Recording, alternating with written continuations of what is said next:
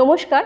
আমাদের পজিটিভ বার্তার আজকে মূলত আলোচনার বিষয় হলো যে আমরা বাচ্চাদেরকে কিভাবে মূল্যবোধ শেখাবো, কারণ আজকে বর্তমান সমাজে মূল্যবোধের খুবই অভাব। তো স্যারের কাছ থেকে আমরা জেনে নেব যে কিভাবে বাচ্চাদেরকে ছোট থেকে বড় করা যায় এবং তাদেরকে কিভাবে মূল্যবোধের শিক্ষায় শিক্ষিত করা যায়। তো আমাদের মধ্যে উপস্থিত আছেন আমাদের বিশেষ অতিথি টিঙ্কু রঞ্জন দাস মহাশয়। তো ওনার সাথে আমরা পরিচয় করে নেব ও আলাপ আলোচনা করে নেব। তো আপনারা চোখ রাখুন আমাদের পজিটিভ বার্তার ফেসবুক লাইভ এবং ত্রিপুরা নলেজ সিটি পেজে ও আমাদের ইউটিউব চ্যানেলে। তো স্যারের সাথে পরিচয় করে নেব। স্যার নমস্কার। নমস্কার। তো আমাদের পজিটিভ বার্তায় এসে আপনার কেমন লাগছে? প্রথমত এটাই বলতে ভাল লাগে যে নামটাই পজিটিভ বার্তা। হ্যাঁ স্যার। অর্থাৎ এখান থেকে যা কিছু দেওয়া হবে সবটাই পজিটিভ হবে, এটাই ধরে নেওয়া যায়। সুতরাং পজিটিভ বার্তার যখন আমি ডাক পেয়েছি আমার তো খুবই ভালো লেগেছে। যদিও আমি আগেও আরেকবার এসেছিলাম, কিন্তু পজিটিভ বার্তার প্রতি আমার একটা দুর্বলতা আছে, কারণ আমি সবগুলো প্রোগ্রাম সবটা না দেখলেও চেষ্টা করি যে পজিটিভ বার্তাকে ফলো করতে। তো পজিটিভ বার্তার প্রতি এই দুর্বলতা থেকে যখন ডাক পেয়েছি তখন নিজের কাছে কেমন লাগতে পারে সেটা বুঝতেই পারেন। আমিও আনন্দে দিন গুনছিলাম যে কবে আমি আবার পজিটিভ বার্তাতে আসব। ঠিক এটাই পজিটিভ বার্তার প্রত্যেকটা এপিসোডে কিছু না কিছু জানার বা শেখার থাকে। এটাই হচ্ছে তার আমি মনে করি আর কি, এটা আমার মনে হয় যে এটাই পজিটিভ বার্তার একটা পজিটিভ দিক সবচেয়ে আগে। যেটা একদম ঠিক স্যার, আমাদের লক্ষ্যই এটা যে সমাজের মধ্যে পজিটিভিটি ছড়িয়ে দেব এবং বাচ্চা থেকে সবাই আমরা যারা আছি সবাইকার মধ্যেই যাতে এই পজিটিভিটি বা ইতিবাচক ভাবনাটা ছড়িয়ে দিতে পারি সবাইকার মধ্যে, এটাই লক্ষ্য আমাদের। আজকাল দরকার আসলে। হ্যাঁ, আজকাল ভীষণভাবে ভীষণ দরকার। আমরা সবকিছুতে নেগেটিভ হয়ে যাচ্ছি, আমাদের এখন নেগেটিভটাই বেশি। আমরা পারবো না, করবো না, হয়তো আমার দ্বারা সম্ভব হবে না, এই না শব্দটাকে বেশি গুরুত্ব দিয়ে ফেলি। হ্যাঁ স্যার, ঠিক। কিন্তু আমরা এই না শব্দটা থেকে বেরিয়ে আসতে হবে সবার আগে, তবে আমরা পজিটিভ হতে পারবো। হ্যাঁ স্যার। তো আমরা স্যারের সাথে পরিচয় করে নেব, স্যারের পরিচয়টা একটু জেনে নেব। স্যার, আমি Tinku Ranjan Das, headmaster Jalefa HS school, এটা সাবরুমের শহর থেকে 5 কিলোমিটার আগে। তার সাথে আবার এক্সট্রা আরও দুটা হায়ার সেকেন্ডারি স্কুলের দায়িত্বে আছি। বাহ, ধন্যবাদ স্যারকে। 3টা ডিডিও হিসেবে কাজ করছি আর কি। বাহ। তো স্যার আপনার কাছ থেকে এবার প্রথমেই আমরা জেনে নেব যে আমাদের বাচ্চারা এখন মূল্যবোধটা তাদের মধ্যে অনেকটাই কমে গেছে। তো এই ছোট থেকে বাচ্চাদেরকে কিভাবে আমাদেরকে বড় করে তোলা উচিত, যদি একটু আপনি আমাদেরকে বলতেন। হ্যাঁ দেখুন, খুব আজকালকার দিনে একটা ভাইটাল কোশ্চেন বা ভাইটাল বিষয় এটা। হ্যাঁ স্যার। কারণ আমাদের মধ্যে, আমি প্রথমেই কথাটা বলেছি যে আমাদের মধ্যে নেগেটিভিজম খুব বেশি চলে আসছে, বিভিন্নভাবে চলে আসছে, বিভিন্ন কারণে চলে আসছে। কিন্তু আমাদের মধ্যে যদি ছোট থেকেই এই পজিটিভ জিনিসটাকে ঢুকিয়ে দেওয়া যায়, মূল্যবোধটাকে জাগিয়ে তোলা যায়, তবেই তো আমরা পজিটিভ হতে পারবো, ঠিক না? তো সেই কারণে আমি প্রথমে বলি, আমার বিভিন্ন সময়েই আমার ছেলেমেয়েরা, আমার তো মর্নিং সেশন থেকে শুরু হয়, অর্থাৎ 1 থেকে 12 অবধি স্কুলটা। তো 1 to 5 যেটা মর্নিংয়ে হয়, আর 6 to 12টা দুপুরে হয়। তো সবটাই আমার দায়িত্ব থাকে। তো সবটা হয়তো সকালবেলা আমি আসি না, মাঝে মধ্যে যাই। তো গেলে আমি আসলে ওই বাচ্চাদের সঙ্গে একটু আমার বাচ্চাদের সঙ্গে ভালো লাগে। কেন না, কারণ বাচ্চারা হচ্ছে একটা কি বলবো, একটা এঁটেল মাটি, নরম এঁটেল মাটি। মূর্তির কারিগর যেমন মূর্তি বানাবার আগে এঁটেল মাটিটাকে তার নিজের ইচ্ছে মতো সেটা আকৃতি দিতে পারেন। আসলে আমাদের ওই সময়টা, বিশেষ করে বাচ্চাদের ওই 5 পর্যন্ত যে বাচ্চারা থাকে, তাদেরকে আমরা ওই আকৃতিটা দিতে পারি, শেপটা দিতে পারি। কিন্তু দুর্ভাগ্যের বিষয়টা কি, আসলে বাচ্চারা তো আমাদের কাছে থাকে খুব কম সময়। প্রথমত হচ্ছে খুব কম সময়, কারণ সকালবেলা ক্লাসটা ধরুন 6:30 থেকে শুরু হলে 10:30, 4 ঘন্টা। আবার দুপুরবেলা যদি আমরা 11টা থেকে শুরু করি, 4:15, এখানে 5 ঘন্টা বা 5.25 ঘন্টা। সেই সঙ্গে থাকে আমাদের কাছে একাধিক বাচ্চা থাকে। তো সবাইকে আমরা সমানভাবেই দেখতে হয়। আমাদের কাছে তো কোনো বাচ্চাই ওর বাচ্চা তোর মা, ওর বাচ্চা এরকম কিছু নেই। আমার সব বাচ্চাই আমার। এবার কোনো একটা পরিবারে ধরুন, আজকালকার দিনে তো সব ছোট পরিবার, 2-এর অধিক নেই, খুব কম, 1জন বা 2জন। তো এই 1জন বা 2জনকে বেশিরভাগ সময় ওরা বাবা মার কাছেই থাকে, কারণ দিনের একটা সময় আমাদের কাছে থাকে। কিন্তু বেশিরভাগ সময় আপনি দেখুন 5 ঘন্টা বা 4 ঘন্টা আমাদের কাছে থাকে, কিন্তু বাকি যে 24 ঘন্টার মধ্যে বাকি যে 19 ঘন্টা বা 20 ঘন্টা কিন্তু সে বাড়িতে থাকে। হয়তো তার মধ্যে 6 ঘন্টা 7 ঘন্টা সে ঘুমিয়ে কাটায়, আমি ধরে নিলাম। ঘুমটাও দরকার, কারণ বায়োলজিক্যালি আমাদের ঘুম না হলে কিন্তু আমরা কিন্তু কিছুই ঠিক থাকবে না, আগে ঘুম দরকার। তো যাই হোক, বাকি যে আমি যদি 6 ঘন্টা 7 ঘন্টা ঘুমেরও ধরি, বাকি আরও কিন্তু 6-7 ঘন্টা আছে। এই 6-7 ঘন্টা কিন্তু মা বাবার সাথেই থাকে। তার মানে এই সময়টা কিন্তু স্কুলের সময় থেকে অনেকটা বেশি, ঠিক না? তো এইবার কি দাঁড়ালো, আমাদের কাছে সময়টাও কম, আমাদের কাছে বাচ্চা বেশি। বাড়িতে কিন্তু আপনার একটা বা দুটা বাচ্চা, তাহলে মানে দায়িত্বটা কার? আমরা প্রথমেই বলি যে আমাদের যে কোনো বাচ্চা, ইভেন আমাদেরও ছিল, যে প্রথম যে শিক্ষাগুরু সে হচ্ছে মা। সে হচ্ছে মা, কারণ মার কাছ থেকে আমরা কিন্তু প্রথম শিক্ষাটা পাই। বাবাকে আমি বলি না, আমি নিজেও একজন ছেলের বাবা, কিন্তু আমি তো বলবো যে আমি আসলে তাকে প্রথম শিক্ষা দিইনি। প্রথম শিক্ষাটা মার কাছ থেকে পায়। মার কাছেই সন্তান, সে মেয়ে হোক বা ছেলে হোক, মার কাছে বেশি সময় থাকে।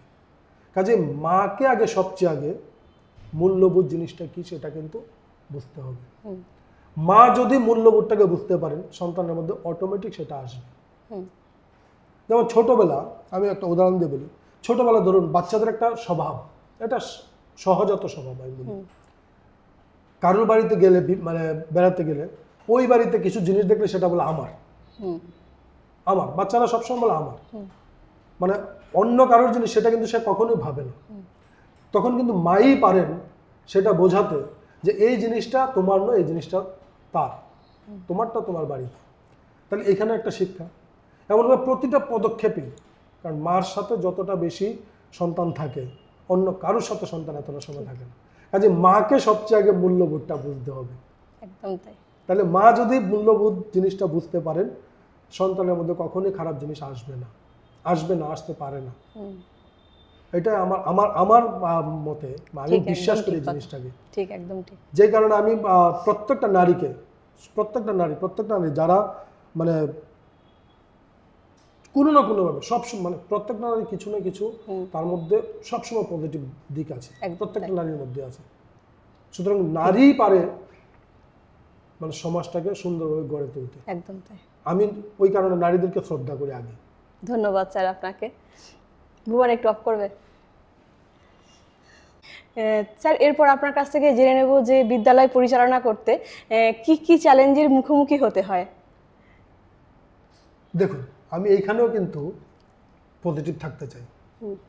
আমি কোনো সময় চ্যালেঞ্জটাকে আমি পজিটিভলি নিই, সবসময় চ্যালেঞ্জটাকে আমি অ্যাকসেপ্ট করি।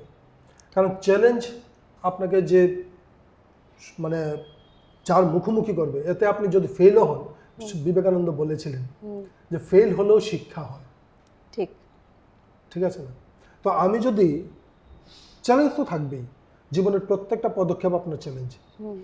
আপনি ধরুন বাড়ি থেকে আসছেন, আপনি কি চ্যালেঞ্জের মুখোমুখি হয়ে আসছেন না? যে কোনো সময় আপনি রিক্সায় উঠেছেন, রিক্সাটা কিছু একটা হতে পারে, গাড়ি উঠেছেন, গাড়ি একটা কিছু হতে পারে। চ্যালেঞ্জ কিন্তু আমরা প্রত্যেকটা মুহূর্তে আমরা চ্যালেঞ্জের সামনে। তো বিদ্যালয় চালাতে গিয়ে চ্যালেঞ্জ হবে না সেটা তো ভাবা যায় না। চ্যালেঞ্জ আসে, বিভিন্ন রকম চ্যালেঞ্জ আসে। সেটা কারণ একটা বিদ্যালয় চালাতে গেলে আমরা সর্বপ্রথম সমাজটার মধ্যে যারা আছে প্রত্যেকের, একদম আমার স্কুলের মানে প্রত্যেকটা ইট থেকে শুরু করে একদম গার্জিয়ান লেভেল, সে এলাকাবাসী, প্রত্যেকের সাথে তো আমাদের যোগাযোগ রাখতে হয়। কারণ আমার স্কুলে বেঞ্চ কয়টা, এটা আমার কাছে বড় চ্যালেঞ্জ। আমার ছাত্র যদি বেশি হয়ে যায় তাহলে ছাত্রদেরকে বসার জায়গা দিতে পারবো না, এটা আমার কাছে একটা চ্যালেঞ্জ। এই এখন প্রচণ্ড গরম, ফ্যান যদি না ঘুরে ছাত্ররা ঠিকভাবে পড়াশোনা করবে না, কষ্ট পাবে। তো এটা আমার কাছে চ্যালেঞ্জ। এবার ভালো করে যদি স্কুলে যদি পড়াশোনা না করাই, আমি একটু যদি বৃহত্তর অর্থে যাই, না করালে গার্জিয়ান বলবে স্কুলে পড়াশোনা হয় না। তবে একটা কথা বলে রাখি, আমার কিন্তু এটা আমার মানে আত্মপ্রচার আমি বলি না, আত্মপ্রচার বলছি না, আমি উদ্বুদ্ধ করার জন্য কথাটা বলছি। আমি যে স্কুলে যাই সেখানে ছাত্র অন্য স্কুল থেকে চলে আসে, জানি না কেন, কিসের মোহে। কারণ আমি চেষ্টা করি যে ছাত্ররা, আমি মাঝে মধ্যেই মানে আমি ধরুন ঘুরতে বেরোই, আমি কারোর বাড়িতে যাই না, কোনো ছাত্রের বাড়িতে খুব কম যাই, কিন্তু ছাত্রের বাড়িটার ঠিক লোকেশনটা আমি জেনে নিই। ঘুরতে বেরোই, আমি সকালবেলা ঘুরতে বেরোই, আমি লোকেশনটা জেনে আসি। কেন না, কারণ আমি আমার স্কুলে এসে আমার টিচারদেরকে বলি, একটা ছেলে বা একটা মেয়ে এত দূর থেকে এসেছে, তাহলে তাকে যদি আমরা যদি কিছু না দিই সে কেন আসবে বলুন। এবং সত্য কথা বলতে কি, আমার প্রত্যেকটা স্কুলে, আমি এখন পর্যন্ত প্রায় 8টা স্কুলে চাকরি করেছি, একদম নর্থ টু সাউথ, মানে ত্রিপুরা রাজ্যের নর্থেও চাকরি করেছি, আমি সাউথও করছি। মোটামুটি সব ডিস্ট্রিক্টই আমার 2-1টা ডিস্ট্রিক্ট বাদ দিলে দেখা হয়ে গেছে। যাই হোক, এই জন্য বলছি না, বলছি এই কারণে, কারণ বিভিন্ন অঞ্চলে বিভিন্ন রকম চ্যালেঞ্জ থাকে। চ্যালেঞ্জগুলো কিন্তু অঞ্চল, পরিবেশ, পরিস্থিতির উপর ভিত্তি করেই তৈরি হয়। সুতরাং চ্যালেঞ্জটা কি আসবে আমরা কিন্তু কিছুই জানি না, হঠাৎ করে তো মুখোমুখি হতে হয়। অ্যাকর্ডিংলি আমি পজিটিভ থেকেই চেষ্টা করি যাতে যেভাবে হোক চ্যালেঞ্জটাকে আমি চ্যালেঞ্জ হিসেবেই নেব, এটাকে আমার করতেই হবে, কি আছে এটা শেষটা দেখতে হবে। হ্যাঁ, এই ক্ষেত্রে আমার শিক্ষক শিক্ষিকারা, আমি প্রত্যেকটা স্কুলে, আমি যে কথাটা বলতেছিলাম, আমার প্রত্যেকটা স্কুলে আমি খুব ভালো শিক্ষক শিক্ষিকা পেয়েছি বা পাই, যারা মানে আমাকে আটকাতে দেয় না, আমি বলি আমাকে আটকাতে দেয় না ওরা, মানে এইরকম আমার, মানে আমি শিক্ষক শিক্ষিকাদের প্রতি সবসময়, ইভেন আমার ছাত্ররাও মানে কখনোই এরকম করে না যে আমাকে খুব একটা মেজর কিছু একটা করতে হচ্ছে। দেখা গেল খুব সামান্য কথাবার্তাতেই অনেক ক্ষেত্রে এরকম হয়েছে আমার ছাত্রদের সঙ্গে, কিন্তু ছাত্রদের সঙ্গে কথাবার্তা বলে আদর করে তাদেরকে কিন্তু সেই চ্যালেঞ্জ মানে এত সুন্দরভাবে ওরা নেয়, আমার ভালো লাগে, তখনই ভালো লাগে। আসলে আমরা বলি, অনেকেই হয়তো বা বলেন যে ছাত্রদেরকে মারতে হয়, নাহলে না মারলে শিখে না। কিছু কিছু ক্ষেত্রে আমি বলি না, আমি একেবারে 100% সেটা বলবো না, কিন্তু আমি বিশ্বাস করি যে আসলে আমরা যদি ছাত্রদের কাছে যেতে পারি, ছাত্রদের সঙ্গে মিশতে পারি, ছাত্রদের মনের ব্যথাটা কোথায়, ছাত্রদের দুঃখটা কোথায়, ছাত্রদের ডিমেরিটসটা কী, যদি আমরা সেটাকে ফিল করতে পারি, যেটা আমরা স্টাডি করতে পারি, আমার বোধ হয় না মারতে হয়, আমার বোধ হয় না মারতে হয়। হ্যাঁ, ভয় তো অবশ্যই দেখাবো, ঠাকুর রামকৃষ্ণ বলেছিলেন তোমাকে কামড় দিতে বলিনি, ফোঁস করতে তো বারণ করিনি, তাহলে আমরা ফোঁস অবশ্যই করবো। কিন্তু আমাদেরকে এখন তো আমাদের নয়া শিক্ষানীতিতে অনেকগুলো চেঞ্জ এসে গেছে, অনেকগুলো পরিবর্তন এসে গেছে, সিলেবাসের পরিবর্তন হয়ে গেছে, পড়াশোনার ধাঁচ পরিবর্তন হয়ে গেছে। তাছাড়া যে ছাত্রদেরকে আমরা এরকম কোনো কথাও বলতে পারবো না যে কথাটা ওর মানসিক আঘাতে আসে, যে কথাটা তো ওর মানসিক আঘাত আসে, শারীরিক আঘাত তো বাদই, মানসিক আঘাতটাও দিতে পারবো না। তাহলে আমাদেরকে কতটা, মানে এই ক্ষেত্রে কিন্তু সবচেয়ে বড় চ্যালেঞ্জ, এটা কিন্তু সবচেয়ে বড় চ্যালেঞ্জ। কারণ আপনাকে যত কিছু করুক আপনাকে কিন্তু কুল থাকতেই হবে, একদম, এটা কিন্তু বড় চ্যালেঞ্জ। কারণ একটা মানুষ, আমিও তো মানুষ, আমি তো আর এর বাইরে না তো না, রক্ত মাংসে গড়া, কিন্তু তারপরেও আমাকে কিন্তু সবসময় চিন্তা করতে কুল হবে একদম। আমি সিদ্ধান্ত, আমি যখন রাগ করি, আমি রাগ করি না এই কথা বলবো না, আমিও রাগ করি, রাগ করলে আমি কোনো সিদ্ধান্ত নেই না, বা রাগ করলে আমি রাগের মাথায় আমাদের জানা আছে যে সিদ্ধান্ত সঠিক হয় না, কোনো সিদ্ধান্তই নেওয়া ভালো হয় না। তা আমি রাগ করলে কিন্তু সিদ্ধান্ত তো দূরে থাক, আমি কথাই বলি না। ইভেন আমার স্যার দিদিমণি কাছে আসলে আমি বলি আপনারা একটু পরে আসবেন, এখন চলে যান। ছাত্রদেরকে বলি তোরা এখন আসিস না, সামনে থেকে চলে যা। মানে আমি নিজেকে আগে কন্ট্রোল করি। ঠিক, একদমই তাই। কারণ নিজেকে কন্ট্রোল না করতে পারলে আমি পারবো না তাদেরকে কিছু করতে। ঠিক, একদমই তাই। আমি আগে একটু চুপ করে থাকি, চুপ করে থেকে তারপর একটু মানে মাথা ঠান্ডা হলে তারপর কথা বলি। এর আগে আমি, কারণ অনেক সময় কি হয়, আমার তো টোনটাই একটু মানে কি বলবো, অনেক চেঞ্জ হয়ে যায় অনেক সময়। হ্যাঁ, অনেক সময় চেঞ্জ হয়ে যায়, যার ফলে আমি যদি মানে ভালো করে কথা বলি, অনেকে মনে করে আমি আসলে রাগ করে কথা বলছি, আসলে আমি রাগ করে কথা বলি না, কিন্তু ওই জিনিসটা হয়ে যায়। এটা আমার থ্রোয়িং, এটা তো আর আমার পাল্টানোর কিছু নেই, এটাই। কিন্তু আমি চেষ্টা করি যাতে সব সময় সবার কাছে যত চ্যালেঞ্জ, আমি শিক্ষকদেরকে বলি, আমার শিক্ষক শিক্ষকদেরকে বলি, চ্যালেঞ্জ আসবেই। আমার শিক্ষকরা যখন এসে বলে স্যার অমুক ক্লাসে তো স্যার ওই ছেলেটা খুব দুষ্ট, ওই ছেলেটা কোনো পড়াশোনা জানে না বা পড়াশোনা পড়তে পারে না, আমি তাদেরকে বলি আগে আপনি ওর স্টেজে যান, আগে আপনি ওর বয়সটাতে যান। দুষ্টামি আপনিও করেছেন, আমিও করেছি, আমি কি দুষ্টামি ছাড়া, বিবেকানন্দও দুষ্টুমি করেছেন, ঘর থেকে জিনিস ছুঁড়ে ফেলে দিতেন, করেননি? করেছেন। তাহলে দুষ্টুমি না? আরে ওই বয়সে দুপুরবেলা গাছে উঠেছিলেন, দুষ্টামি করেছেন, ওই বয়সে দুষ্টামি তো করবে, এটাই তো স্বাভাবিক প্রবৃত্তি। বাচ্চাদের প্রবৃত্তি এটা এটা করবে, সহজাত প্রবৃত্তি। আর বাচ্চারা যদি দুষ্টুমি না করে করবে কি? আমি আপনি করব? ঠিক। আমি আপনার দুষ্টুমি করলে তো সেটা দুষ্টুমি হবে না, তো সেটা অন্য কিছু হয়ে যাবে।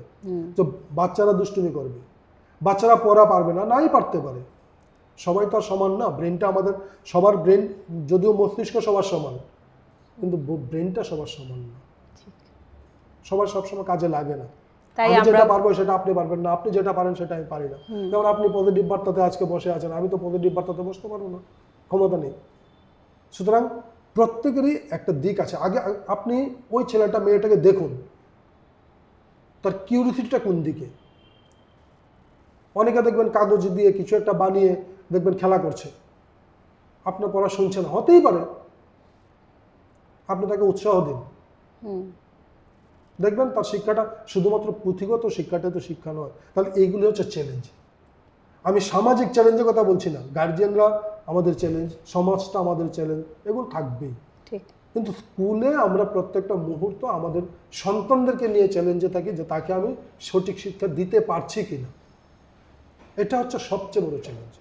কারণ সঠিক শিক্ষা না দিলে আমি ভবিষ্যতে এমন একটা প্রজন্ম তৈরি করবো যে প্রজন্মটা অন্ধকারে থাকবে, যদি ভুল পথে চলি। ঠিক, একদম তাই, ঠিক বলেছেন স্যার, যে একটা প্রকৃত শিক্ষকের তো এটাই কাজ আমাদের, না? তো একটা বাচ্চাকে মানুষ করতে গেলে তার মতো হতে হবে এবং তার জায়গাতে তাকে নিজেকে দাঁড় করিয়ে সেইভাবে ভাবতে হবে, তবেই তাকে ভালোবাসা যাবে এবং ও আপনাকে ভালোবাসবে, আমাদেরকে ভালোবাসবে, বা তার দুঃখ বা তার সব কিছু শেয়ারিং সে করতে পারে তখনই। একদম ঠিক। এটা শুধু মাত্র স্কুলে নয়, কিন্তু আপনিও আপনিও আশা করি মা, আমিও একজন সন্তানের বাবা, আমরা বাড়িতে কিন্তু এটাই করতে হবে, এটাই উচিত, আমাদের এটাই করা উচিত। আমরা ছেলেদেরকে আজকাল তো মোবাইলের প্রতি মানে একটা ভীষণ একটা মানে কি বলবো, এটা মোবাইলের প্রতি তাদের একটা আকর্ষণ। কার দোষে বলুন কার দোষ? এটা তো আমাদের বাড়িতেই বলবো, প্রথমে শুরুয়াত যেটা হয় আমাদের বাবা মারাই করি, যে বাচ্চারা খাচ্ছে না, ঠিক আছে, একটা মোবাইল ধরিয়ে দিলাম, বা আমরা ঘরে থাকছি না, একটা মোবাইল ধরিয়ে দিলাম। কিন্তু শুরুটা তো আমরা এখান থেকে করি, যেটা ভুল করি আমরা সকলেই। একদম। আপনি যখন খায় না তখন তাকে একটা গেম চালিয়ে দিচ্ছেন, কই আপনি একটা কবিতা শোনান না তাকে, আবৃত্তি একটা শোনান না, তো শোনান কি? শোনান না। তাকে আপনি একটা গেম লাগিয়ে দিচ্ছেন, সেই গেমের মতো এই ফাঁকে আপনি খাইয়ে দিচ্ছেন, সহজ পন্থা। ঠিক, একদম। আমরা সমাজে মায়েরা বা বাবারা যেটা বলবো, এই ভুলটা আমরা করে থাকি। যখনই কোনো আপনি যখন ঘরে থাকেন, আপনি যদি সন্তানের সামনে যদি মোবাইলটাকে বেশি ধরেন, অটোমেটিক সন্তান সেটা মোবাইলটা ধরবে, কারণ তারও একটা আকর্ষণ থাকে, তারও একটা চাহিদা থাকে। এবং বাচ্চারা বেশি দেখে শেখে, বাচ্চারা দেখেই শিখে, বেশি না, বাচ্চারা দেখেই শিখে, অনুকরণই করে তারা। তা আপনি যদি মোবাইলটাকে না ইউজ করেন বাচ্চার সামনে, বাচ্চাও ইউজ করবে না। আপনি খাওয়াবার সময় তাকে যদি একটা কবিতা বলুন না, একটা রাইম। আগে তো আমাদেরকে কোনো সময় মোবাইল দিয়ে কোনোদিন খাওয়ায়, আমাদেরকে কি খাইয়েছিল মোবাইল দিয়ে? আমাদেরকে আয় বলতো, আয় রে আয় টিয়ে নাই বড়া দিয়ে, হ্যাঁ ঠিক। এই ছড়াগুলো, এই রাইমগুলো আমরা কতজনে জানে এখন বাচ্চারা? আমরা যেমন বাল্য শিক্ষা পড়ে বড় হয়েছিলাম, একদম ছোট্ট বইটা যে ছিল, কিন্তু এখনকার বাচ্চারা তো সেই বইটা পায় না বা পড়ে না। না, পায় না, আসলে খোঁজে না, মারাও খোঁজে না। আমি গত বলছি 14 তারিখে আমি সাবরুম, আমাদের এখানে একটা বৈশাখী মেলা হয়েছে, ওইখানে বুক স্টলও ছিল।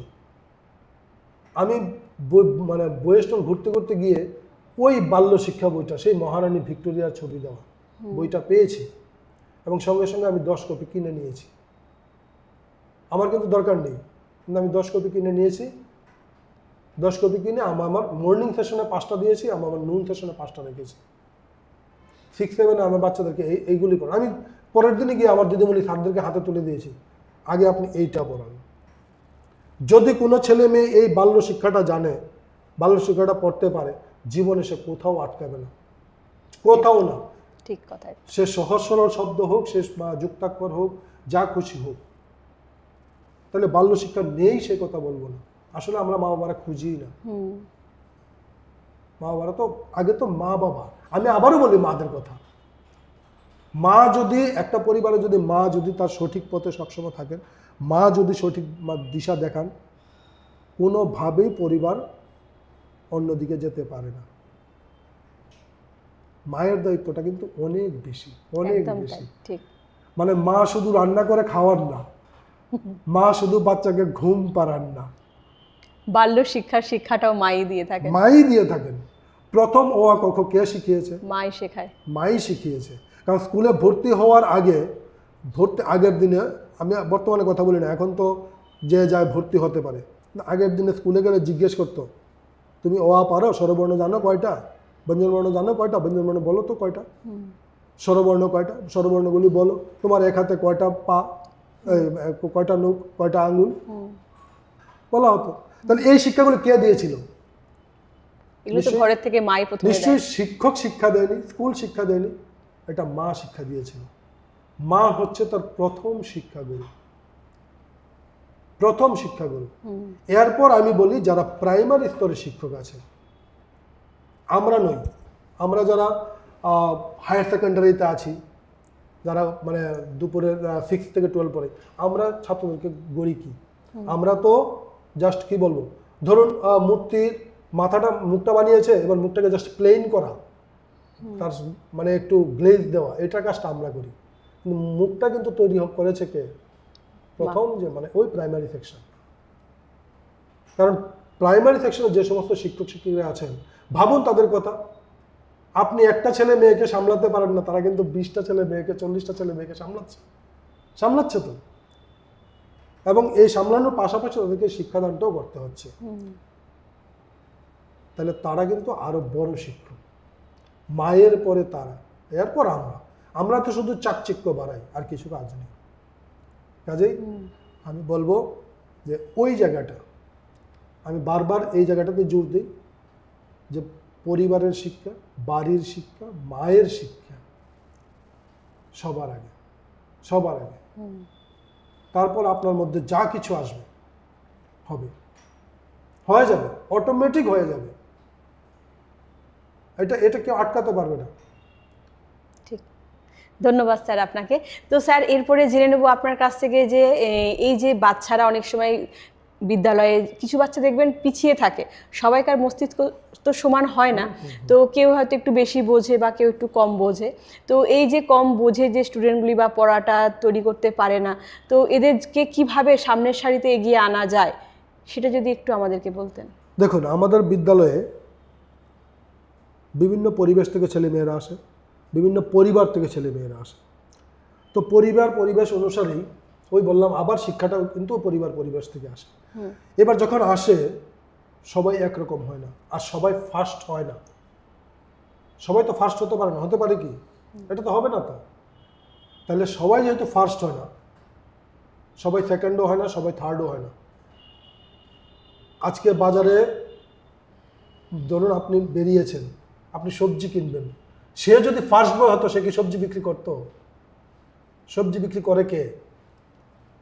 যার নিজের কোনো মানে নিজে বা অন্য কোনো আয়ের উৎস খুঁজে পায়নি, বা শিক্ষাগত দিক দিয়ে এগোতে পারেনি। হয়তো আমি বলছি না যে ওরা পাশ করা নেই, অনেকে পাশ করা আছে। আজকাল বাজারে মানে রিক্সা বা অটো ড্রাইভার থেকে শুরু করে অনেক শিক্ষিত ব্যক্তিরা আছেন, এবং শিক্ষিত ব্যক্তিরা আছেন বলেই আপনি এখনও মানে আপনার মতন করে তাদের সঙ্গে চলতে পারছেন। আপনি ভাবুন একবার। এবার সবাই যেমন সব কিছু হয় না, সবাই কি হেডমাস্টার হবে না তো। সবাই কি আইএএস হবে না তো। আমি ইচ্ছে করলে আইএএস হতে পারবো না, কারণ আমার যতটুকু লেভেল, হেডমাস্টারের লেভেল। প্রত্যেকের একটা লেভেল থাকে। আমরা এবার স্কুলে যখন আমার ছেলে মেয়েরা আসে, আপনি নিশ্চয়ই CWS মানে চিলড্রেন উইথ স্পেশাল নিডস, তাদের কথা বলছেন না। যারা স্পেশাল নিডস ছেলে মেয়ে, তারা অন্যরকম। স্পেশাল নিডস বলতে যারা ধরুন অনেকে আছে হাঁটতে পারে না, অনেকে আছে কানে শোনে না, অনেকে আছে কথা বলতে পারে না। এইসব ছেলে মেয়েরা কিন্তু আগে বলা হতো তাদেরকে হ্যান্ডিক্যাপড। এই শব্দটা কিন্তু এখন চেঞ্জ। এখন শব্দটাকে বলা হচ্ছে চিলড্রেন উইথ স্পেশাল নিডস। দেখবেন ওইসব ছেলে মেয়েদের মানে যদি এরকম কোনো ছেলে মেয়ে থাকে, তাদের কিন্তু একটা সিক্স সেন্স থাকে। তাদের দেখবেন অন্যদিকে তারা খুব বেশি মানে জিনিসটা বুঝতে পারে। আপনার যদি কেউ বোবা হয়, সে কথা বলতে পারে না, কিন্তু আপনার ঠোঁট নাড়া দেখে দেখবেন ঠিক বুঝতে পারে সে কি বলতে চাইছেন বা কি বলছেন। সে শুনতে পায় না হয়তো, হতেই পারে তার এরকম হয়। বা একজন অন্ধ দেখবেন লাঠি একটা ঠুকঠুক করে করতে করতে রাস্তা পার হয়ে যাচ্ছে, আপনি চোখ থাকার পরেও মানে দৌড়তে হবে, তার 6th সেন্স। এবার ধরুন আমি CWSNটাকে এক পাশে রাখলাম। এবার ছেলে মেয়েদের মধ্যে 40 জন ছেলের মধ্যে সবাই তো এক লেভেলের না। আমি অ্যাজ এ টিচার সবচেয়ে আগে আমার দেখতে হবে কোন ছেলেটা শুধুমাত্র পুঁথিগত বিদ্যা, আমি শব্দটা বলছি কিন্তু পুঁথিগত বিদ্যা, পুঁথিগত বিদ্যায় ভালো, মুখস্থ করতে পারে, ঠিক আছে। আবার কিছু ছেলে মেয়ে আছে এটা পারে না, বুঝে কিন্তু লিখতে পারে না, ঠিক আছে। আবার কিছু ছেলে মেয়ে আছে বোঝেও না, লিখতেও পারে না। মানে আমরা ক্যাটাগরিতে ভাগ করি, একটা ক্লাসের মধ্যে ছাত্রদেরকে একটা ক্যাটাগরি ভাগ করি। কোন ছেলে মেয়েটা পড়াশোনা ভালো, কোন ছেলে মেয়েটা খেলাধুলায় ভালো, কোন ছেলে মেয়েটা অন্যান্য কাজে ভালো, ঠিক আছে। এবার এটা ভাগ করে যারা পড়াশোনা ভালো নয় তাদেরকে আমরা বড় বড় জ্ঞান দিলে হবে না, কিন্তু তাদেরকে আমাদের পাস করাতে হবে, শিক্ষা অবশ্যই দিতে হবে। শিক্ষা ছাড়া তো হবে না, পুঁথিগত শিক্ষাটা অবশ্যই দরকার, দিতেই হবে। সেটা আমরা তাদের জন্য ততটুকু করব যতটুকু তারা যাতে কোনোভাবে না আটকায়, পুঁথিগত শিক্ষাটা। কিন্তু মূল্যবোধের শিক্ষাটা কিন্তু সবার জন্য সমান, মূল্যবোধে কিন্তু কোনো পার্থক্য করলে হবে না আপনাকে। সে যদি নাও নেয়, মানে ওই শ্রেণীর ছেলেরা যদি নাও নেয়, তার সঙ্গে বারবার বসতে হবে, কথা বলতে হবে, কথা বলতে হবে। যত কথা বলবেন, একবার, দুইবার, তিনবার, চারবার, পাঁচবার নক করলে, যতবার নক করবেন দরজা আবার খোলে না নাকি?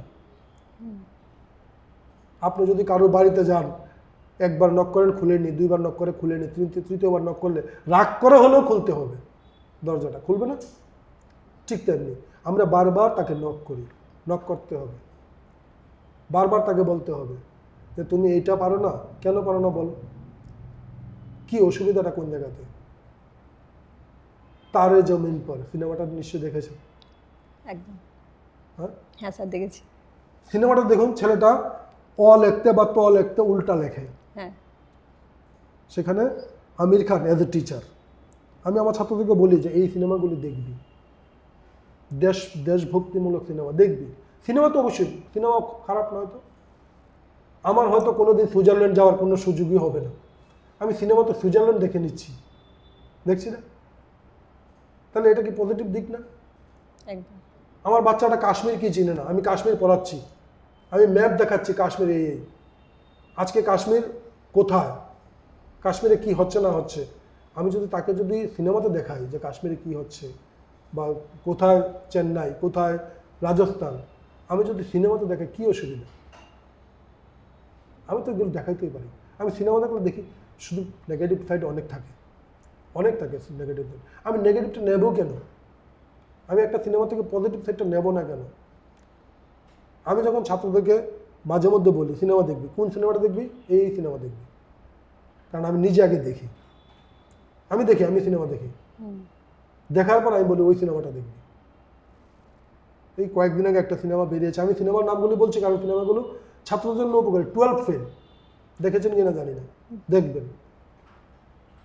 আসলে এইসব সিনেমাগুলো যে বানায় ওরা, এগুলো তো বানায় তো সেই কিছু শেখার আছে। এই যে 12 ফেল বললেন, যে তারপরে যে আমির খানের যে এই যে তারে জমিন পার, এগুলো থেকে সত্যি বাচ্চাদেরকে কেন, আমাদেরও শেখার দরকার, অনেক কিছু আছে। গার্জেনরা কিভাবে কি ব্যবহার করা উচিত, ছেলে মেয়েদেরকে সঠিক শিক্ষা দিতে চাই।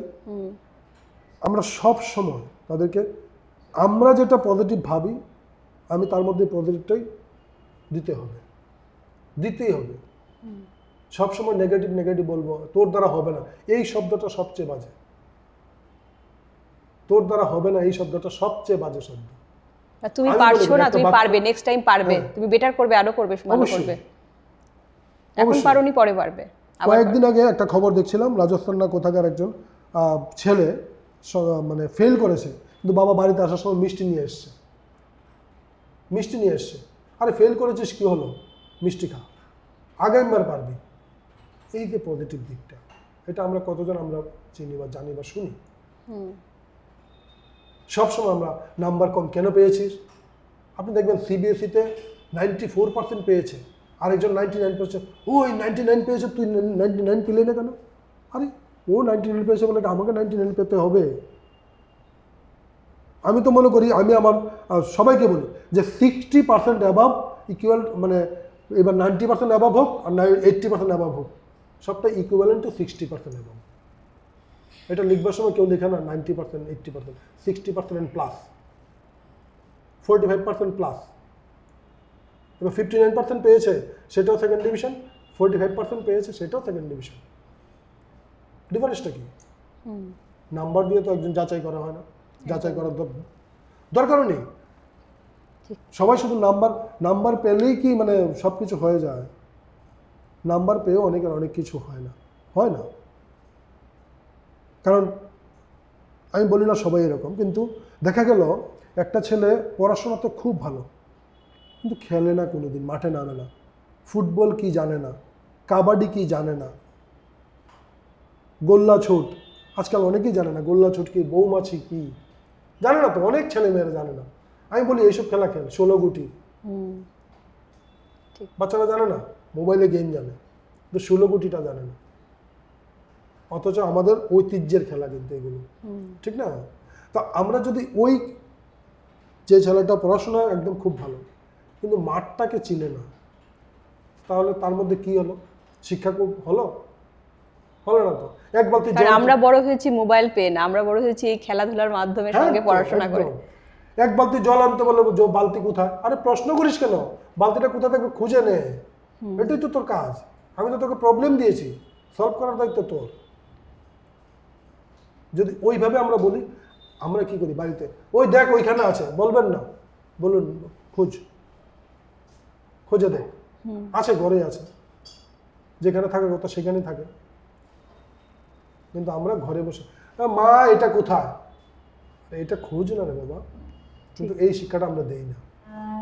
ছোট ছোট ভুলগুলি কিন্তু আমরা করি, ভুলগুলি আমরাই করি, আমরাই শেখাই ছোট ছোট ভুল, একদম ঠিক। কিন্তু এই ছোট ভুলগুলি করার আগে যদি আমরা যদি ভাবি তো তাকে এটা করতে দিই, করুক না, শিখবে, ভুল হোক।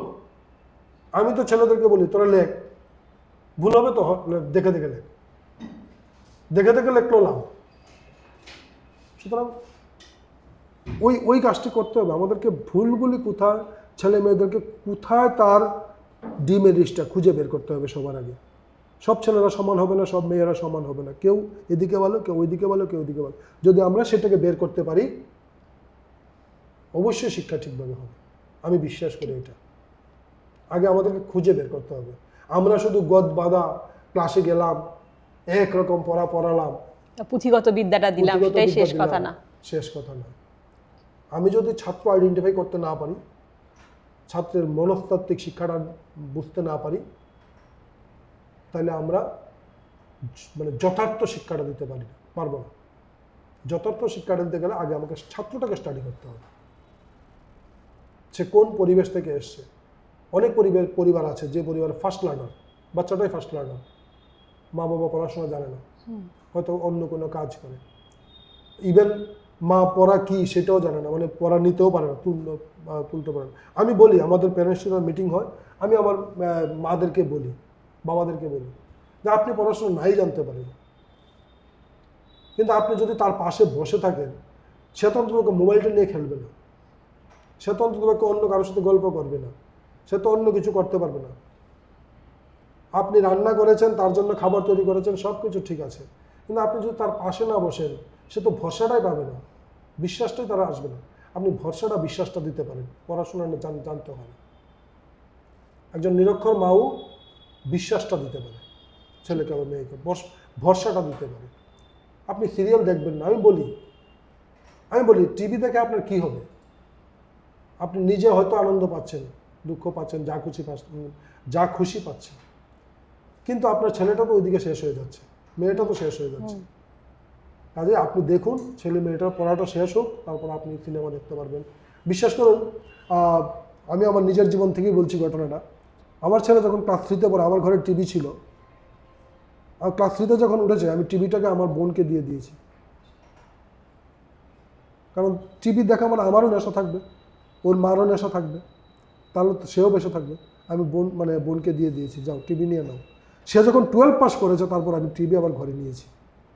মানে এই 9 বছর কোনো টিভি কিন্তু আমার ঘরে ছিল না, তখন মোবাইলও ছিল না, মানে টোটালি এগুলো থেকে ডিটাচ থেকেছি, কারণ ওর জন্য।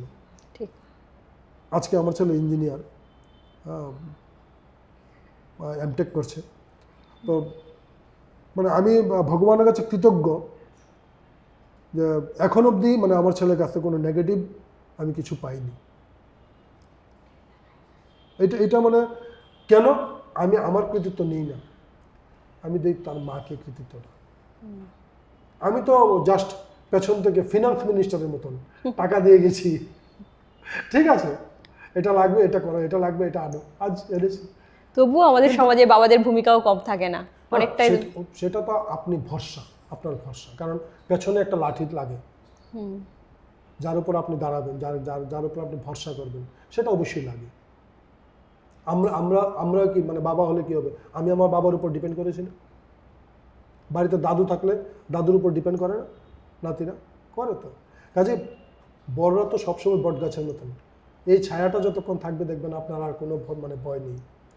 সুতরাং বাবারা হচ্ছে ছায়া, গাছ, ছায়া দেন, শীতলতা দেন, আমি ওইভাবে দেখি। কিন্তু মা কিন্তু, আমি বারবার মার দিকে যাচ্ছি, আপনি লক্ষ্য করে দেখবেন, কারণ আমি মাদেরকে প্রচণ্ডভাবে আমি স্ট্রাইক করতে চাই এই বিষয়টাতে, মাদেরকেই বলতে চাই। আমি এই কারণেই মাদের কথা বারবার আনছি। মারা হয়তোবা বলবেন প্রথম শিক্ষক বা বলবো যে গুরু, শিক্ষা গুরু উনি তো মাই হন। হ্যাঁ একদম, আমি তো প্রথমেই বললাম, কারণ শিক্ষাটা তো প্রথমেই মা থেকেই শুরু হয়। বললাম, উদাহরণ দিয়ে বললাম যে আপনার এক হাতে কয়টা আঙ্গুল, দুই হাতে কয়টা আঙ্গুল, কে শিক্ষা দিয়েছে? মাই তো শিক্ষা দিয়েছে, কোনো স্কুল শিক্ষক শিক্ষা দেয়নি। কাজেই মার দিকেই বারবার আমি আঙ্গুল তুলি, মার দিকে তাদেরকে আমি শ্রদ্ধা জানাই, কারণ মায়ের শিক্ষাটাই সবার আগে দরকার, একদম তাই, সবচেয়ে আগে দরকার। মা যদি শিক্ষিত হন, মা যদি, আমি শিক্ষিত বলতে পড়াশোনা শিক্ষিত কথা বলছি না, কিন্তু নিরক্ষরও শিক্ষিত আছে, নিরক্ষররাও শিক্ষিত, তাদের অন্যদিকে শিক্ষা আছে, পরিবেশটাকে মতন করে চলছেন তো, নিজের মতন করে চলছেন তো, এটা তো তাদের শিক্ষা।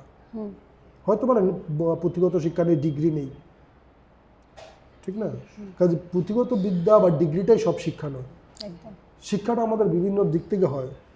একজন রিক্সাওয়ালাকে আমি বলতে পারি না অশিক্ষিত, আমি বলতে পারি না, কারণ সে রিক্সা চালাতে জানে।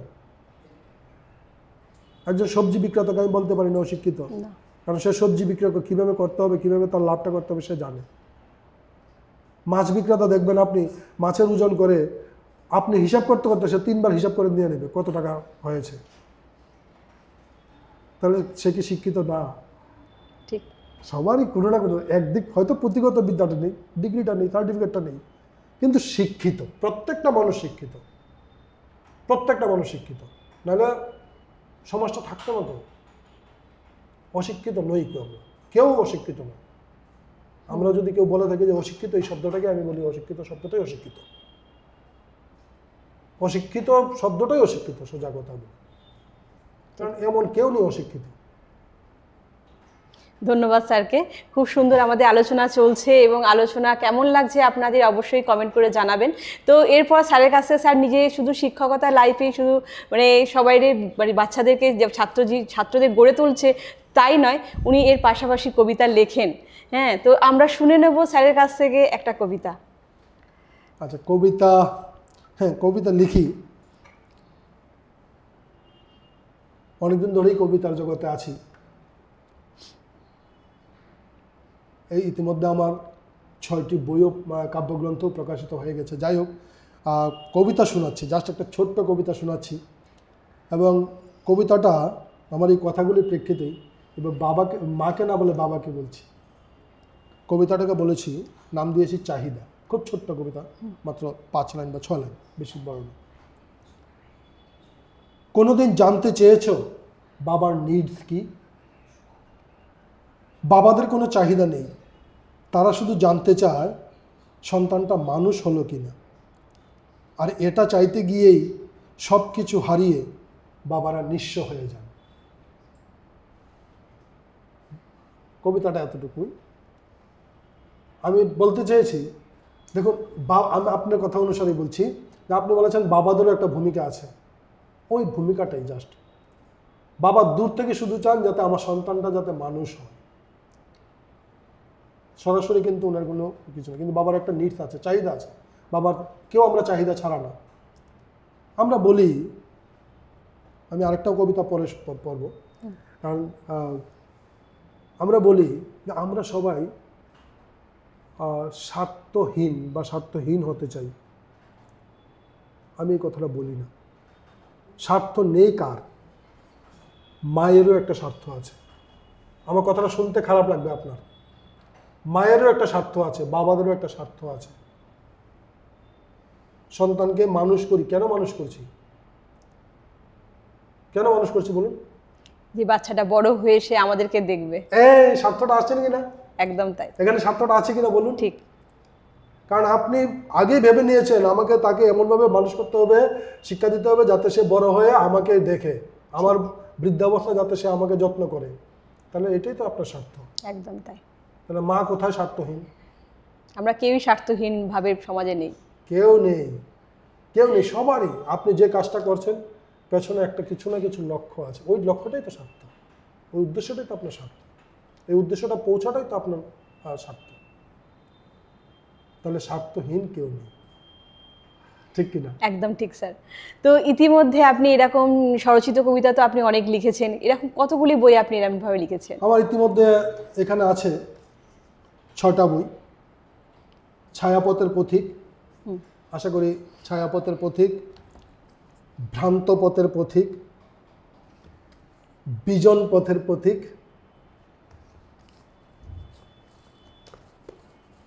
ভিন্ন পথের পথিক, এগুলো হচ্ছে পথের পথিক সিরিজ। বাহ। আর প্রথম যে বইটা ছিল সেটা ছিল বিবর্ণ বিভু, আপনার প্রথম কবিতা? প্রথম কবিতার বই। এবং শেষ তৃতীয় কবিতার বই হচ্ছে অতৃপ্ত আগুন। এই বইটা এটা বাংলাদেশ থেকে করা। এখানে বাংলাদেশ থেকে আছে, ওয়েস্ট বেঙ্গল থেকে আছে এবং ত্রিপুরা পাবলিশাররা বইগুলো করেছেন। এবং এখনও আরও 2টা বই যন্ত্রস্থ আছে। তো আপনার এই লেখার শখটা কিভাবে শুরু হলো? হ্যাঁ, লেখার শখটা কীভাবে শুরু হলো? আসলে ছোটোবেলা তো লিখতাম, লিখিনি সে কথাটা বলবো না, কিছু কিছু লিখেছি, সেগুলো হয়তো সংরক্ষিত নেই। কারণ স্কুলের ম্যাগাজিনে লিখতাম, ছোট ছোট ছড়া কবিতা লিখতাম, কলেজের ম্যাগাজিনেও লিখেছি, এগুলো সংরক্ষিত নেই।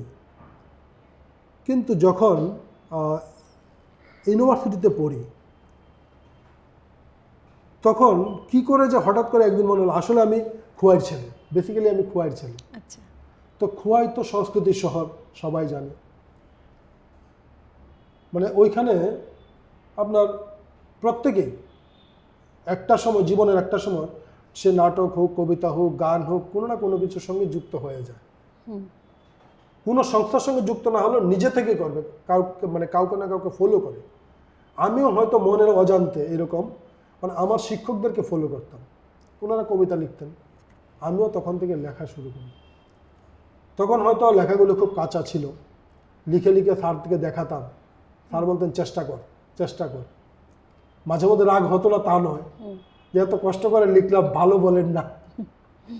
তো তারপরে আবার ছাড়িনি, হাল ছাড়িনি, ওই লিখতে থাকি আর কি। এখন প্রায় 2200-2300 ধরুন কবিতা হয়ে গেছে। তো চলছে লেখা, ভালো হয় সবগুলো, ভালো হয় না, কিছু কিছু মনের কথা লিখি, একটু মনের কথাগুলোকেই শব্দে সাজাই। তো আমি দেখতে পেলাম যে স্যার এই বইয়ের মধ্যে পথিক পথিক অনেকগুলোর মধ্যেই রয়েছে, তো এটা কেন? আসলে ওই আমি বলেছি যে আমার বইগুলো প্রথমে আমি পথিক সিরিজে করেছিলাম, যে ভ্রান্ত পথের পথিক, বিজন পথের পথিক। একদম তাই। তো আমি আসলে কবিতা লাইনে হাঁটছি বা যে লাইনেই হাঁটছি, আমরা কোনো না কোনো লাইনে হাঁটি, সবাই হাঁটছি, সবাই হাঁটছি, কোনো না কোনো লাইনে হাঁটছি। তো আমরা হাঁটতে গিয়ে সেই হাঁটাটা মানে আমরা যখন হাঁটি, পথে যখন নেমে গেছি, তাহলে তো আমি একটা পথিক।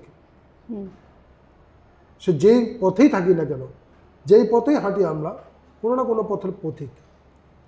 এবার আমি নামগুলো এইভাবেই দিয়েছি, বিজন পথের পথিক মানে আমি একা একা যে পথে হাঁটছি, ভ্রান্ত পথের পথিক হয়তো আমি ভুল পথে হাঁটছি। এই কারণে আমি মানে ওইভাবেই পথিক সিরিজটাকে করেছিলাম, মানে এইভাবেই এসেছে পথিক কথাটা। এইভাবেই পথিক কথাটা এসছে। বাহ, খুব সুন্দর লাগলো, ভালো লাগলো স্যার। তো স্যার এরপরে জেনে নেবো আপনার কাছ থেকে যে আপনি তো বলছিলেন যে শিক্ষকতা থেকে আজকে হেডমাস্টার হয়েছেন, তো এই যে জার্নিটা, এই জার্নিটা একটু আপনার কাছ থেকে শুনে নেব। হ্যাঁ, আমি 1996 সেপ্টেম্বরে শিক্ষকতার চাকরিতে যোগদান করি। খোয়াই সরকারি দ্বাদশ শ্রেণী বিদ্যালয় আমার বলতে পারেন। ওইটা আমার আসলে আমার স্কুল ছিল, আমার ছাত্রাবস্থায় ওই স্কুলেই পড়েছি, আবার ওই স্কুলে প্রথম চাকরিতে জয়েন করেছি। খুবই আনন্দের বিষয়, মানে খুবই আনন্দের ছিল, মানে এতটাই আনন্দ ছিল যে আমার পা কাঁপতো। মানে প্রথম আমি স্কুলে যেতাম, আমার পা কাঁপতো, কোনোদিন আমি চেয়ারে বসতে পারিনি। মানে ওই স্কুলে থাকাকালীন অবস্থায় আমি কোনোদিন চেয়ারে বসিনি, এটা আমি বলতে পারেন, এটা আমি ইচ্ছা করেও বসিনি। কারণ ওই স্কুলে সমস্ত যারা ছিলেন তারা সবাই আমার শিক্ষক শিক্ষিকা ছিলেন। ইচ্ছে করেও আমি চেয়ারে বসতাম না, খালি থাকলেও বসতাম না, আমি সবসময় বেঞ্চে বসতাম। তো ওনারা বলতেন তুই চেয়ারে বস না, আমি বসিনি, আজও বসি না ওদের সামনে, কারণ ওরা আমার শিক্ষাগুরু। তো ওইখানে 10 বছর চাকরি করার পর 2007-এ আমি টিপিএসসি দিয়ে প্রধান শিক্ষক হই, সরাসরি হায়ার সেকেন্ডারি স্কুলের প্রধান শিক্ষক। তো ইতিমধ্যে প্রধান শিক্ষক হিসেবে আমার প্রায় 7টা স্কুল হয়ে গেছে, 7টা পরিবেশে, 7 রকমের বলবো কি মানে মানুষের সাথে মিশতে পেরেছি, 7 রকমের অভিজ্ঞতা আমার হয়ে গেছে, এটাই বলতে পারি। এখন অভিজ্ঞতা যদি বলেন যে কীরকম, তাহলে আমাকে ধরে বলতে হবে যে এখানে এরকম, এখানে ওই রকম, এখানে এরকম, এক এক জায়গায় এক এক রকম, পরিবেশের উপর নির্ভর করে, পরিবেশের উপর, পরিস্থিতির উপর, ওই যে বললেন যে চ্যালেঞ্জের উপর, অভিজ্ঞতাটা হয় চ্যালেঞ্জের উপর। কোন দিকে প্রথম দিকে যখন প্রধান শিক্ষক হয়েছে অনেক বেশি চ্যালেঞ্জ ছিল, জানি না কিছু জানতাম না। আমার যিনি প্রধান শিক্ষক ছিলেন আমি ফোন করতাম, স্যার এই কাজটা হচ্ছে কি করবো, এটা কি করবো, বা সিগনেচারটা কোথায় করবো, কিভাবে করবো, জিজ্ঞেস করতাম। হ্যাঁ, সবসময় আমি ওই জিনিসটাকে আমি খুব বেশি মান্যতা দিই। আমি ওই সব কাজ জানি না, আমি এখনো আজকে প্রায় 29 বছর চাকরি জীবন, এর মধ্যে 19 বছর হেডমাস্টার। এখনো যারা আমার সিনিয়র হেডমাস্টার ফোন করি, দাদা এইরকম একটা প্রবলেম এসছে, এই প্রবলেমটা কিভাবে আমি সলভ করবো। ধরুন গত কয়েকদিন আগেই একটা এরকম একটা প্রবলেম এনেছে আমার ক্লারিক্যাল স্টাফ, ও জিজ্ঞেস করছে স্যার এটা কী করবে, আমি নিজেও কনফিউজড, আমি কি করব, আমি জানি না বিষয়টা। তো আমি একজনকে ফোন করলাম, আমার পুরনো স্কুলের ক্লার্ককে, উনি বললেন একরকম কথা, আমার কথাটা মনে হলো যে না একটু বোধহয় কোথাও ভুল হচ্ছে আমাদের। আমি আরেকজন ক্লার্ককে ফোন করলাম, উনি বললেন ঠিক মানে আমি যেটা ভাবছি এই কথাটা। এবার 2 রকম কথা পেয়ে গেলাম। এবার আমি এটাকে কনফার্ম করবো কি করে, একদম সিনিয়র মোস্ট যিনি এখন বর্তমানে রিটায়ারমেন্টে গেছেন, আমি ওনাকে ফোন করলাম যে এই বিষয় এরকম, বলছে যে দ্বিতীয় যেটা সেটাই ঠিক। তারপর আমি কনফার্মেশনটা দিয়ে দিলাম। তাহলে আমি কিন্তু সব জানিয়ে কথা বলি না, সবসময় বলি যে আমরা সবসময় শিখি, যেটা ঠাকুর রামকৃষ্ণ বলতেন, যতদিন বাঁচি ততদিন শিখি। একদম ঠিক কথা। কারণ এরকম অনেক প্রবলেম, অনেক চ্যালেঞ্জ, ওই যে বললেন চ্যালেঞ্জ আসে, যেগুলো আমাদের 29 বছরের চাকরি জীবনেও পাইনি, হঠাৎ চলে আসে। তখন আমি চেষ্টা করি তথ্য কালেকশন করতে, চেষ্টা করি যদি এমন কোনো কিছু না থাকে বই পড়ি, গুগল দেখি, কারণ গুগলও একদম সবসময় সত্য কথা বলে। আমি আমার ছাত্রদেরকে বলি গুগল সবসময় সত্য কথা বলে না। বাংলা কেউ যদি গুগলে বাংলা করেন দেখবেন বাংলা উল্টাপাল্টা বাংলা আসছে, দোষ নেই কারণ এটা ইন্টারন্যাশনাল। তো সবসময় যে গুগলও একদম সত্য কথা বলে এটাও কিন্তু মানি না। দেখবেন কাজী নজরুলের জন্মদিন, আমি পরীক্ষা করে দেখবেন কাজী নজরুলের জন্মদিনটা কততে লেখা আছে গুগলে, বা বি.আর. আম্বেদকরের জন্মসাল কবে লেখা আছে, দেখবেন গুগলে একরকম আছে, আপনি জানেন আর একরকম। আপনি শিওর হবেন কোত্থেকে, তখন আপনাকে পড়তেই হবে, ঠিক কয়েকটা বই পড়তে হবে, কয়েকটা বই পড়েই আপনাকে সিদ্ধান্ত নিতে হবে। তখন আমি পড়ি, ঠিক যখনই কোনো সমস্যার সম্মুখীন হই প্রথমে আমি চেষ্টা করি যে কারোর সাথে কথা বলে সেটাকে নেই, ভার্চুয়ালি নেই। তারপরেও যদি কনফিউশন থাকে যে আরও পড়াশোনা করি, পড়তে সিদ্ধান্তটা আমি একটু পরে নিই। আমার কিছু কিছু বিষয় তৎক্ষণাৎ সিদ্ধান্ত নিতে হয় তো নিয়ে নিই, সেটাও আমার আমি পারি। আমি চেষ্টা করি যে যদি তৎক্ষণাৎ সিদ্ধান্ত নিতে হয়, এবং হ্যাঁ এটা কিন্তু আমি যা নিয়েছি, এবার যা হবার হবে, ভুল হলে মাপ চেয়ে নেবো, ক্ষমা চেয়ে নেবো। খুব ভালো স্যার, ধন্যবাদ স্যার আপনাকে আবারও। স্যার এরপরে আমরা আবারও একটি কবিতা আপনার শুনে নেব, স্বরচিত কবিতা। স্বরচিত শুনবেন? তাহলে একটা প্রেমের কবিতা পড়ি। ঠিক আছে স্যার।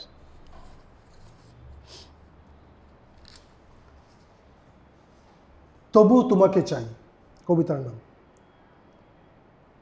সবটাই কি তবে অভিমান? রাত্রির ঘাড়ে বসিয়ে দিলে অন্ধকার, বিষণ্ণতা মুখ গুজে অশ্রু ভারে, ক্ষণে ক্ষণে কথারা ভর করে ভেজা ঠোঁটে। সে আমারই ভুল। অনেকটা আকাশ দেখার স্বপ্ন রাত্রির কাছে হার মানে, আঘাতে আঘাতে ক্ষতবিক্ষত আত্মাভিমান রক্তাক্ত হয় অযাচিত শব্দের প্রক্ষেপণে। ফেনিল বাক্যবাণে জর্জরিত বালির বাঁধ স্রোতের বিপরীতে কতটা হাঁটতে পারে? খিলখিল চাঁদের হাসি কিংবা রোদ ঝলমলে আকাশ, দুটোরই এখন ভীষণ অভাব। হোক অযাচিত, তবু যখন তখন বৃষ্টি হোক, প্রয়োজন অপ্রয়োজনে। বাহ, খুব ভালো লাগলো স্যার, ধন্যবাদ স্যারকে আবারও। তো স্যার, এরপরে জেনে নেব যে আগামীতে যারা শিক্ষকতা করতে চায়, যারা বা নতুন শিক্ষক যারা আছে, তাদের জন্য কি অ্যাডভাইস দেবেন আপনি? দেখুন, অ্যাডভাইস দিবার মতন আসলে সেই জায়গাতে আমি পৌঁছিনি। আমি নিজেকে ওই জায়গাটা, অ্যাডভাইস না, হ্যাঁ সলা পরামর্শ বলতে পারেন। যদি আমি সবসময় বলি যে আমার মোবাইল নাম্বারটা খোলা থাকে ভোর 4:30 থেকে একদম রাত্রি 11:30 অবধি। যদি কারোর কোনো প্রয়োজন হয় আমি আমার ছাত্রদেরকে বলি, অভিভাবকদের বলি, যারা আমার প্যারেন্টসরা আছেন তাদেরকে বলি, যারা আমাদের কমিটিতে আছেন সবাইকে আমি বলে রাখি যে আমার এই মোবাইল নাম্বার 4:30 থেকে 11:30 অবধি খোলা। যখনই কোনো প্রয়োজন হবে অবশ্যই ফোন করবেন, আসতে হবে এমন কোনো কথা নেই। আর আমার ঘরের দরজার পর্দা নেই, আমি পর্দা রাখি না, কারণ আপনি আসার সময় ওই পর্দা ঠেলে আমি আছি কি না এসব দেখার দরকার নেই, আপনি সরাসরি দেখে চলে আসুন, কোনো সমস্যা নেই। আমার কাছে আসতে অত বাধা নেই, সবসময় আমি বলি। তো আগামী দিন যারা শিক্ষকতা আসবে আমি তাদেরকে এতটুকুই বলবো যে সবার আগে মানে স্কুলে ঢুকলে, যদি চাকরিতে প্রথম ঢুকে প্রথমেই গিয়ে, মানে অনেক শিক্ষক শিক্ষিকা আছেন, আমি পেয়েছি এরকম, সেই জন্য বলছি যে স্কুলে একটা জিনিস চলছে, এটা ওনার হয়তো ভালো লাগে না, উনি গিয়ে প্রথমে বললেন এটা না, এইরকম না, এরকম না, ওই রকম করলে ভালো হবে না, এইটা করবেন না, এইটা করবেন না। প্রথমে আপনি দেখুন, কারণ স্কুলটা একটা নির্দিষ্ট নিয়মে চলছে। আমি প্রধান শিক্ষক হিসেবে যতগুলো স্কুলে গেছি, আমি আমার অভিজ্ঞতা থেকেই বলি, কারণ সব প্রধান শিক্ষকেরই একটা ধাঁচ থাকে, একটা সিস্টেম থাকে, একটা পদ্ধতি থাকে স্কুল পরিচালনার ক্ষেত্রে। সবার ক্ষেত্রে সেটা ভিন্ন, সবার ক্ষেত্রে সেটা ভিন্ন। তা আমাকে প্রথমে যদি গিয়ে বলে স্যার অমুকে এরকম করতেন, ঠিক আছে অমুকে এরকম করতো, তো এবার আমি এরকম করি, দেখুন তো, যদি ভুল হয় আমরা আবার পুরনো পথে ফিরে যাব, নো প্রবলেম। কিন্তু এভাবে করা যায় কাজটা। আবার অনেক ক্ষেত্রে দেখা যায়, আমি সবসময় আমি আমারটা দেওয়ার আগে আমি কিন্তু আগে 15 দিন বা 1 মাস ওয়াচ করি, দেখি যে স্কুলটা কীভাবে চলছিল। কারণ শিক্ষক শিক্ষিকা বা ছাত্রছাত্রীরা ঠিক তাদেরকে স্টাডি করলে ঠিক বোঝা যায় যে স্কুলটা কীভাবে রান করছিল।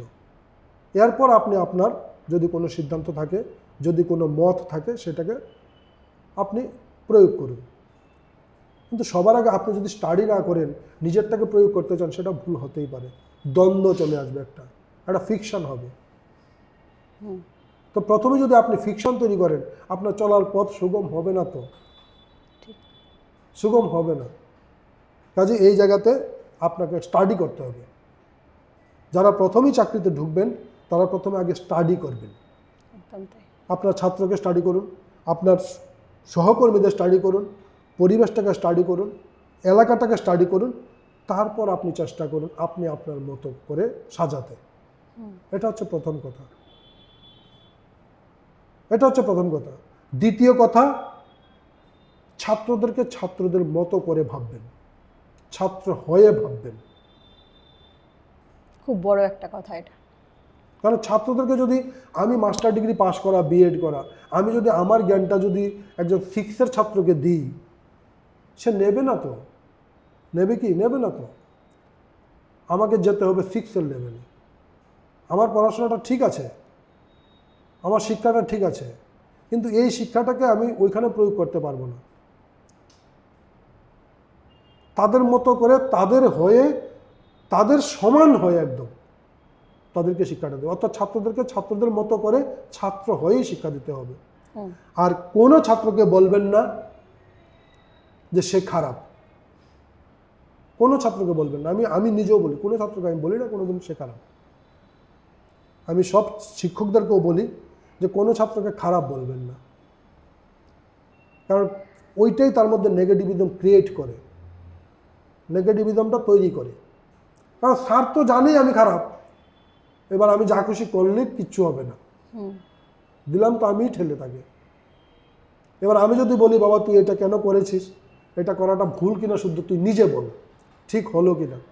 কাউকে একটা ঘুষি দিল, কাউকে একটা কাগজ দিয়ে ঢিল ছুড়লো, আমি যদি তাকে মারি কি সে কি কিছু শিখলো, সে বুঝলো কিছু?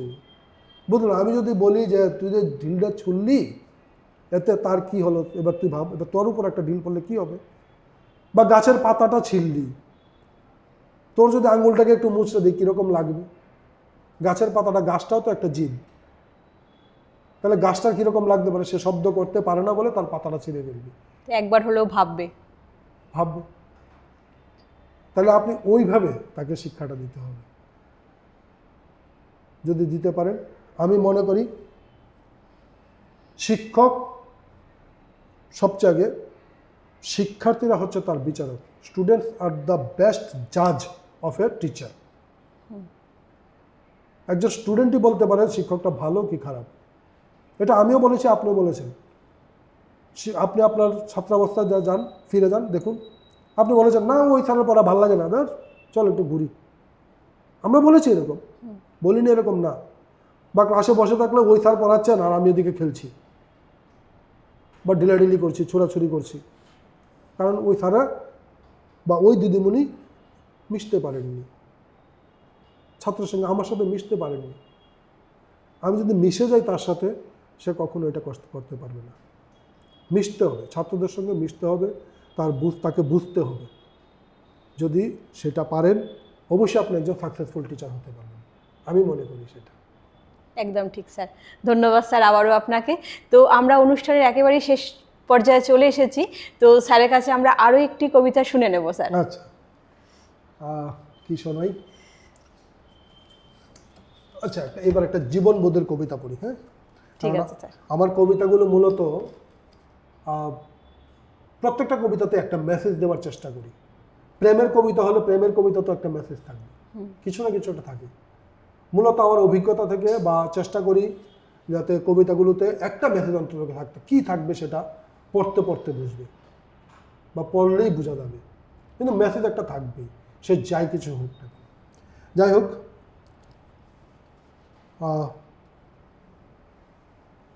একটা জীবনবোধের কবিতায় পড়ছি, আপনি বুঝবেন আশা করি যে এটাতে কী মেসেজ। আমি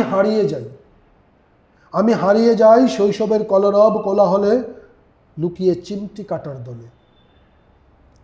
আমি হারিয়ে যাই শত্রুতাহীন ভিড়ে, ভালো লাগা ভালোবাসার নীড়ে। আমি হারিয়ে যাই আকাশ যেটা ছুঁয়েছে মাটি, দিগন্তের ওই নীল নীলিমায়। আমি হারিয়ে যাই ঝিরি ঝিরি বয়ে চলা দক্ষিণীর অসীমান্তিক সীমানায়।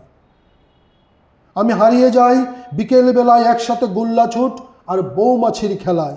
আমি হারিয়ে যাই পড়ার টেবিলে সাজিয়ে রাখা সারিবদ্ধ বইয়ের মেলায়। আমি হারিয়ে যাই ঠাকুরমার কোলে মাথা রেখে পরীর দেশের গল্প শোনায়। আমি হারিয়ে যাই মিটিমিটি জলে থাকা রাতের আকাশের তারা গোনায়। আমি হারিয়ে যাই নতুন নতুন শব্দমালায় কবিতা লেখার অসীম ছন্দে। আমি হারিয়ে যাই উত্তরণের পথে নিজেকে আবার ফিরে পাওয়ার আনন্দে। ঠিক একদম সত্য কথা, যেটা আমরা আগে ফিল করেছি, এবং আমরা সেই বুড়ি ছোঁয়া খেলা এবং ঠাকমার কোলে মাথা রেখে রাত্রেবেলা ঘুমানো গল্প শুনতে শুনতে একদম আপনার কবিতার মধ্যে পুরো সেই ছবি ফুটে উঠেছে। একদম, আমি চেষ্টা করেছি, ওই যে বললাম একটা মেসেজ দিবার চেষ্টা করি।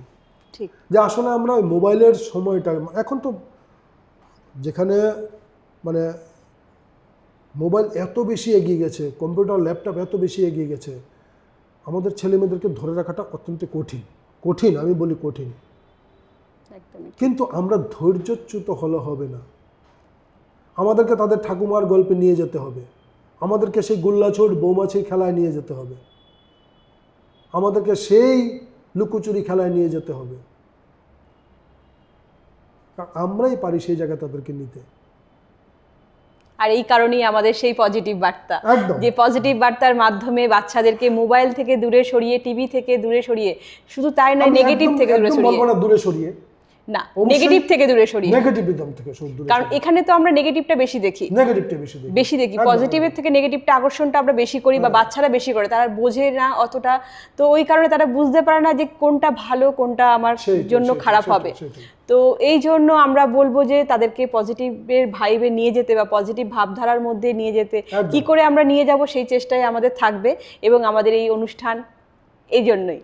তো আমরা অনুষ্ঠানের শেষ পর্যায়ে চলে এসেছি। স্যারকে জানাবো অসংখ্য ধন্যবাদ এবং এই স্যারের মূল্যবান সময় এখানে দেওয়ার জন্য। স্যারকে চাইবো আবারও আমরা নেক্সট টাইম। তো আমাদের অনুষ্ঠান কেমন লাগছে অবশ্যই আপনারা জানাবেন। তার আগে বলবো যে আমাদের পর্দায় চোখ রাখুন এবং আমাদের পজিটিভ বার্তার সঙ্গে থাকুন এবং পজিটিভ হন এবং পজিটিভ ভাবুন। আজকের মতো এই পর্যন্তই। নমস্কার। নমস্কার সবাইকে।